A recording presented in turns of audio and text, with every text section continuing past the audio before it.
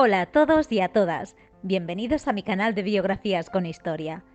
En esta ocasión os traigo la vida de Isabel II de España, una reina que logró mantenerse en el trono durante casi 40 años, convirtiéndose en una de las gobernantas más longevas del país. A pesar de su imagen de reina fuerte y decidida, Isabel tuvo una vida personal y un reinado un tanto convulsos y complicados, en los que tuvo que enfrentarse a serias dificultades y desafíos. Reina a los 3 años, una mayoría de edad forzada por la situación política, un matrimonio impuesto e inadecuado a los 16, que con el tiempo acabaría en separación, y por último un destronamiento y exilio a los 38. Pasó de gozar de una gran popularidad y cariño entre su pueblo al inicio de su reinado, que la veían como un símbolo de libertad y progreso frente al absolutismo, a pasar a ser condenada y repudiada por su irresponsabilidad política y su muy escandalosa y reprochable conducta sentimental y sexual. María Isabel Luisa de Borbón y Borbón dos Sicilias nació el 10 de octubre de 1830 en el Palacio Real de Madrid.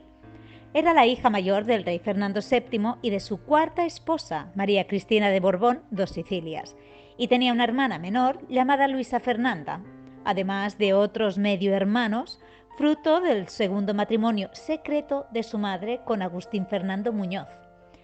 Fernando VII, de los anteriores matrimonios, no había conseguido tener un hijo varón que le sucediera en el trono, y unos meses antes del nacimiento de Isabel, para prevenir un poco lo que podría pasar, decidió revocar la vigente ley sálica, que básicamente impedía a las mujeres poder gobernar, y promulgó la llamada pragmática sanción real.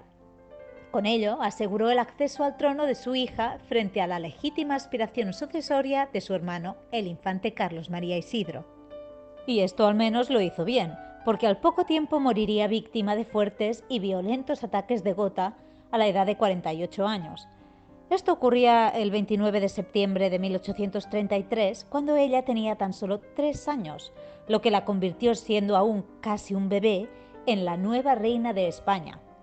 Debido a su corta edad, su madre se convirtió en regente y gobernó con el apoyo de las Cortes Generales, así como también de los partidos de la oposición, los liberales moderados y los progresistas. Durante su minoría de edad, María Cristina tuvo que hacer frente a una serie de problemas políticos, incluyendo la Segunda Guerra Civil que había tenido España hasta entonces y que fue la primera guerra carlista, que se inició justo al morir el rey, en 1833. ¿Qué es lo que ocurrió?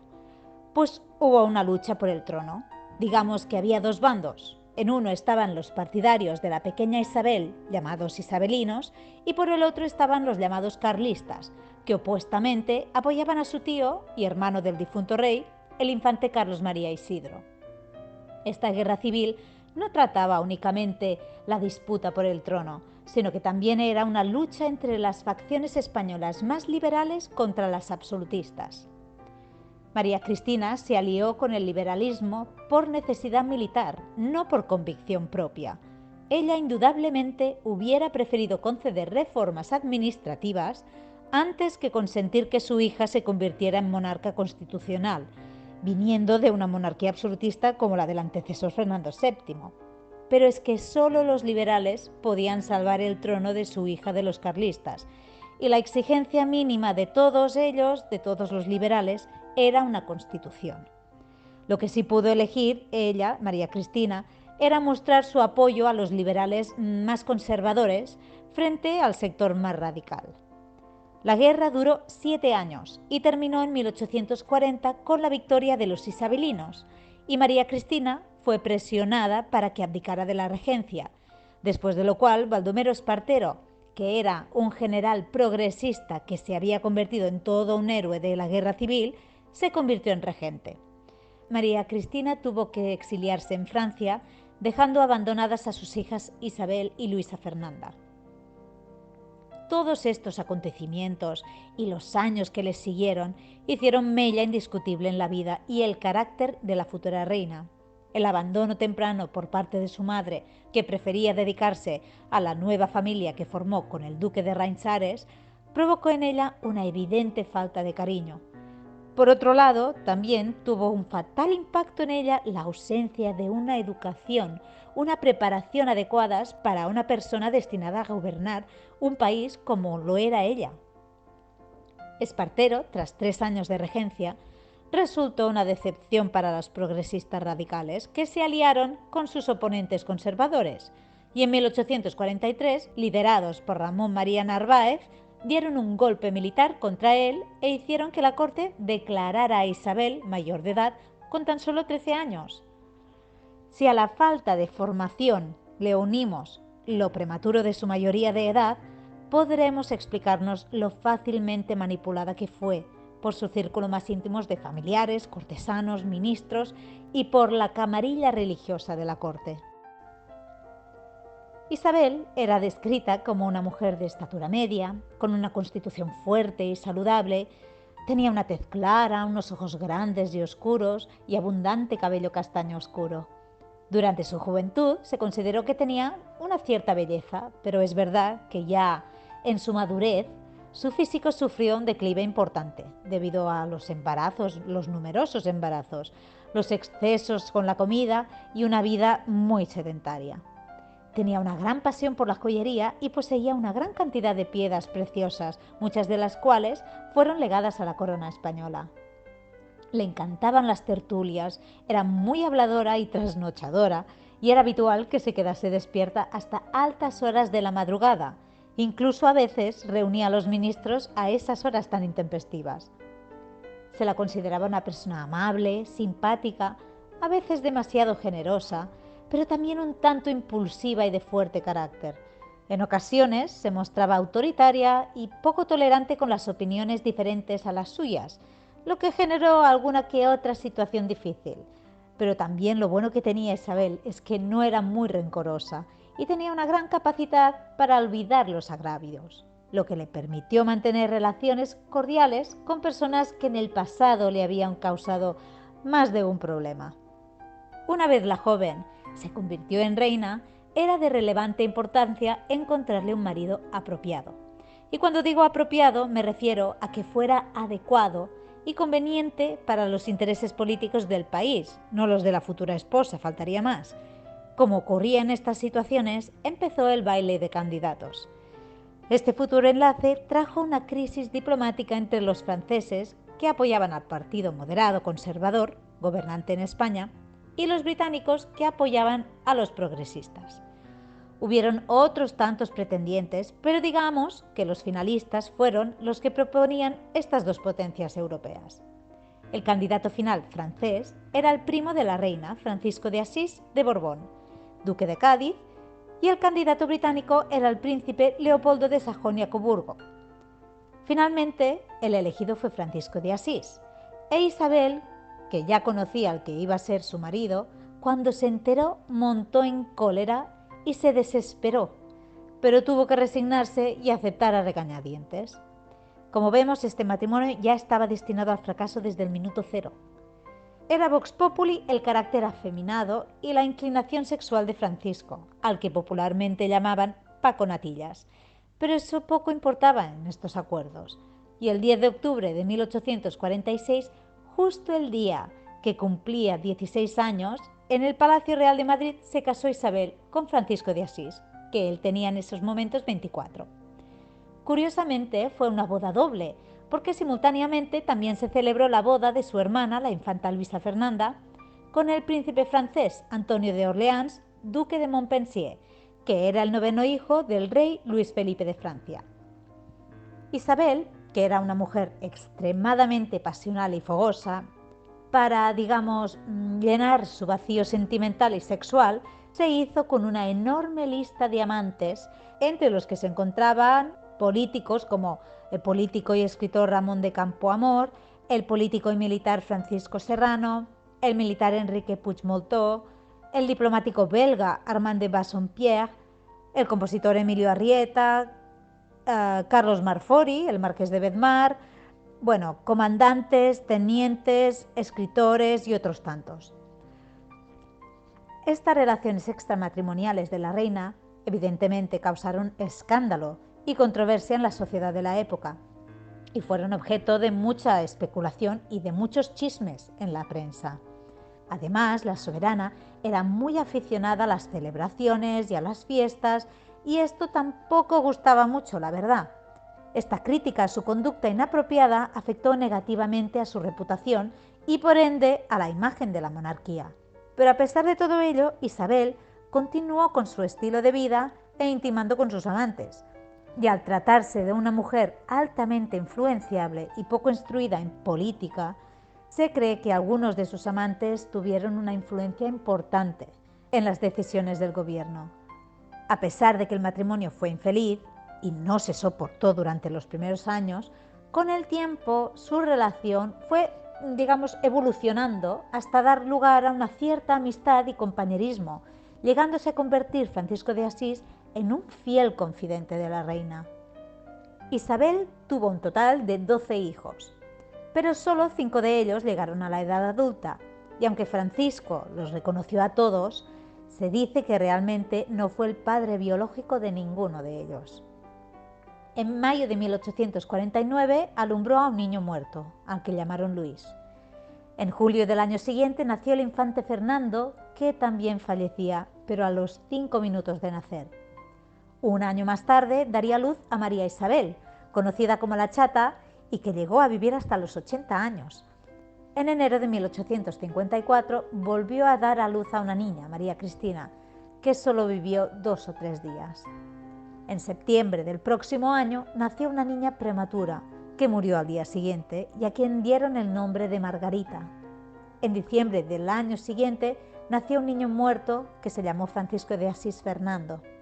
Un año más tarde, en 1857, la reina alumbró al infante Alfonso Francisco de Asís, el que sería años más tarde el rey Alfonso XII. Isabel tenía una buena relación con él y lo consideraba su hijo favorito. En octubre de 1859 nació María de la Concepción, que moriría antes de cumplir los 2 años. En 1861 nació María del Pilar, que aunque sí llegó a la vida adulta, murió siendo aún muy joven, solo tenía 18 años. La muchacha mantuvo una buena relación con su madre y en especial con su hermano Alfonso. Al año siguiente nació María de la Paz. En 1864 nació María Eulalia. Y por último, en 1866 nació Francisco de Asís Leopoldo, que murió con pocas semanas de vida. Como veis, fueron muchos embarazos y partos en muy pocos años, y la gran mayoría de ellos con un tristísimo final.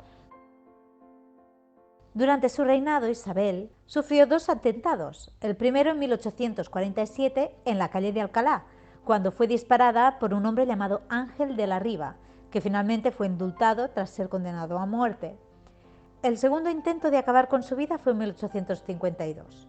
En plena calle, el cura Martín Merino la atacó con un cuchillo, pero afortunadamente el estilete golpeó una de las varillas del corsé, disminuyendo así el alcance de este ataque, que finalmente quedó en una incisión un poco profunda, pero que se recuperaría al cabo de pocos días.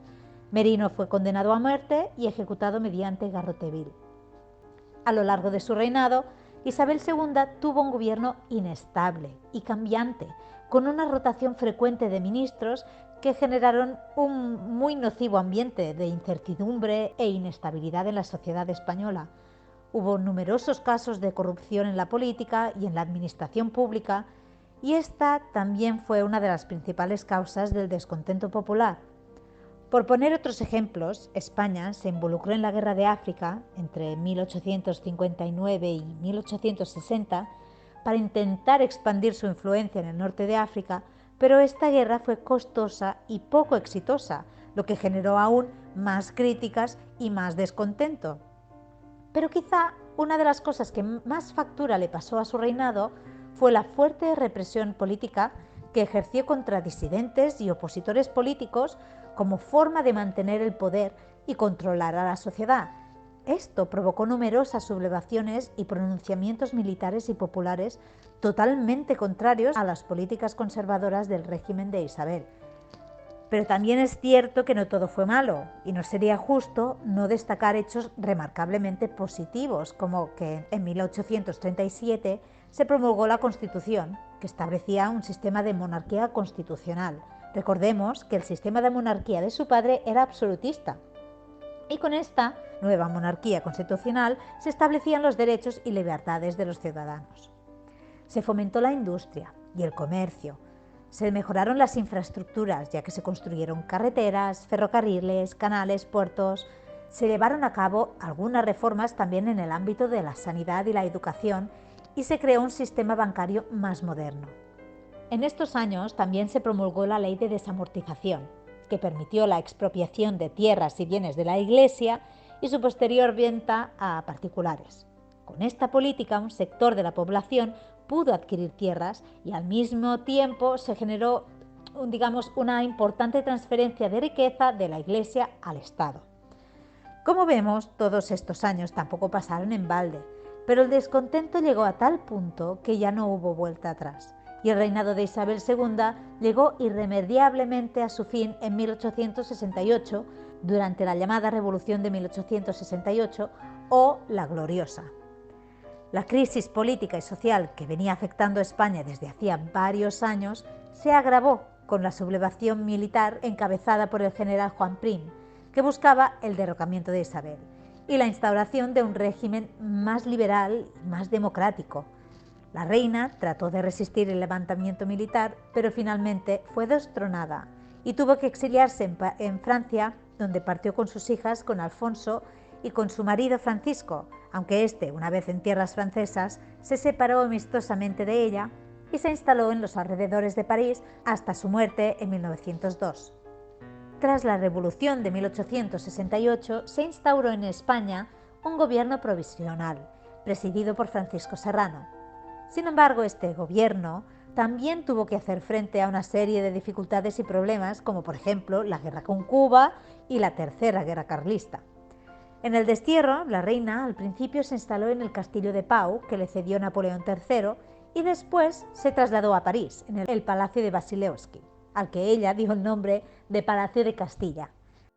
Justamente allí, el 25 de junio de 1870, abdicó en favor de su hijo, Alfonso, que entonces tenía solo 13 años.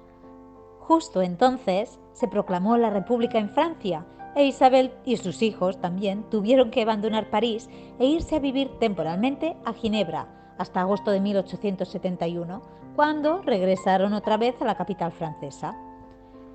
No volvió a España, salvo breves y esporádicas estancias, pues tras la restauración borbónica de 1874, Cánovas, que fue el artífice de todo este proceso, y su propio hijo Alfonso, consideraron que era preferible para la estabilidad de la monarquía que ella permaneciese fuera del país. Así que no le quedó más remedio a Isabel que ser una mera espectadora desde el exilio de los acontecimientos importantes que sucedían en España, como la proclamación de la Primera República, la restauración borbónica, la pérdida de las últimas colonias españolas, la regencia de su nuera María Cristina cuando murió su queridísimo hijo, y el comienzo del reinado de su nieto, Alfonso XIII. En la mañana del sábado 9 de abril de 1904, a los 74 años, murió Isabel II en su residencia de París, por unas complicaciones broncopulmonares producidas por una gripe. La capilla ardiente se instaló en el Palacio de Castilla y el gobierno francés rindió honores de jefe de Estado a la que durante 35 años fue reina de España y durante 36 había residido en París. El féretro de la reina fue conducido con toda solemnidad hasta la estación de ferrocarril de Orsay, donde partió hacia España para darle sepultura final en el Panteón de Reyes del Monasterio del Escorial. Hoy en día Isabel II es reconocida como una de las figuras indudablemente más importantes de la historia de España. En resumen, su gobierno estuvo marcado por una serie de políticas que buscaban modernizar el país y mejorar las condiciones de vida de la población, pero también lo estuvo por una política de represión e imposición de medidas que favorecían a las fuerzas conservadoras del país. El hecho de que ella no respondiera a las crecientes demandas de un régimen más progresista, también su bastante cuestionable vida privada y su irresponsabilidad política contribuyeron al declive de la fuerza y el prestigio monárquicos que llevaron a su destitución.